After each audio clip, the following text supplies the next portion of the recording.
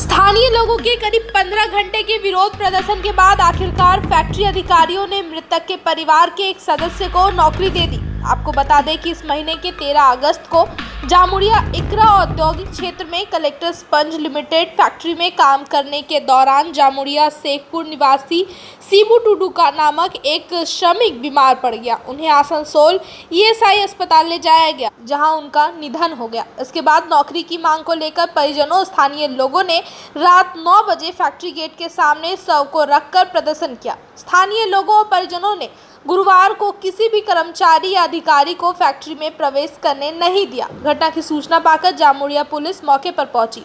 Police ने factory अधिकारी से बात की। स्थानीय लोगों और मृतक के परिवार के विरोध के दबाव में करीब 15 घंटे बाद फैक्ट्री अधिकारियों ने मृतक की पत्नी को नियुक्त किया। इसके अलावा 2020 में शेखपुर निवासी कृष्णा कोरा नामक मजदूर एक फैक्ट्री में काम करते समय घायल हो गया था और इलाज के दौरान उसकी मौत हो गई थी। उनके परिवार के लोगों ने कई बार विरोध किया। पता चला कि उनके परिवार के एक सदस्य को इस नौकरी पर नियुक्त किया गया है। वहीं फैक्ट्री के अधिकारी मृत सीबू टुडू के दाह संस्कार के लिए उसकी पत्नी को कुछ पैसे सौंपे। इसके बाद उन्होंने प्रदर्शन समाप्त किया और शव को दाह संस्कार के लिए ले गए। কুলটি কলেজের মুখ্য গেটের সামনে আরজিকর হাসপাতালে ঘটনায় একাধিক দাবি নিয়ে প্রতিবাদ আন্দোলন ও মিছিল কলেজ পড়ুয়াদের। আরজিকরের নৃশংস ঘটনার দ্রুত বিচারের দাবিতে সর্বোচ্চ শাস্তি ফাঁসি দাবিতে, ধর্ষণ এবং ধর্ষণ করে খুনের ঘটনা সংক্রান্ত আইন পরিবর্তনের দাবিতে এবং বিজেপির বাংলা বিরোধী চক্রান্ত ষড়যন্ত্রের বিরুদ্ধে আসানসোলে কুলটি কলেজ তৃণমূল ছাত্র পরিষদ শাখা ও ছাত্র সংসদের আহ্বানে প্রতিবাদ আন্দোলন কর্মসূচি। কুলটি কলেজ গেটে উপস্থিত ছিলেন তৃণমূল জেলা চেয়ারম্যান তথা এডিডি এর ভাইস চেয়ারম্যান উজ্জ্বল চ্যাটার্জির সঙ্গে সুব্রত সিনহা। তাছাড়া কুলটি ব্লক তৃণমূল কংগ্রেসের সভাপতি কাঞ্চন রায়, বড় চেয়ারম্যান চৈতন্য মাঝি, যুব নেতা বাবন মুখার্জি, ছাত্র নেতা যতীন গুপ্তা, সেফ খান, তুলসী দাস সহ আরো অনেকেই।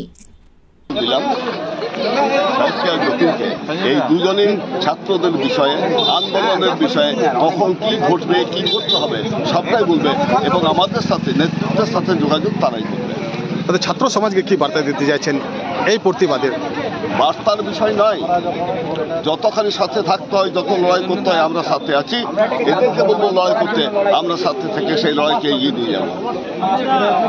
আজকে আমাদের কর্মসূচি আমরা আমাদের নেত্রী মাননীয় মুখ্যমন্ত্রী তথা আমাদের জননেত্রী মমতা ব্যানার্জির নির্দেশে আমাদের পশ্চিমবঙ্গের সব কলেজে গেটে আন্দোলন করতে বলেছেন। যে ঘটনা বিগত পশ্চিমবঙ্গের বুকে ঘটে গেছে, যেটা দুঃখজনক ঘটনা। আমরা এই ঘটনার একটাই দাবি, আমাদের দফা 1 দাবি 1, দোষীদের জন্য বিরুদ্ধে ফাঁসি। সর্বোচ্চ দাবি আমাদের ফাঁসি দিতে হবে।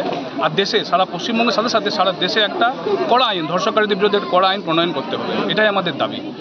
এই আন্দোলন কি আরো আপনারা আগে নিয়ে যাবেন? এই আমাদের আন্দোলন, এটাই আমাদের আন্দোলনের ভাষা। আমাদের আন্দোলন বড়দের পক্ষে নয়, আমাদের আন্দোলন রোড জাম করা নয়। আমাদের আন্দোলন একটাই, ছাত্রছাত্রীদের সঙ্গে নিয়ে, ছাত্রছাত্রীদের জন্য আমাদের আন্দোলনকে দেশের জন্য, আমাদের দেশের জন্য একটা আইন লাগু করা হোক, যাতে ধর্ষণকারীরা যারা এই ধরনের নোংরা কাণ্ড করতে আগে 10 বার ভাবে, এমন একটা কড়া আইন সারা দেশ জুড়ে আনা হোক।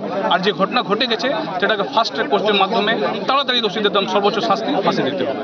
আপনার নাম? আমার নাম হচ্ছে সাহেব খান, পরিচয়টা বলুন। প্রেসিডেন্ট কুলটি ব্লক তৃণমূল ছাত্র পরিষদ।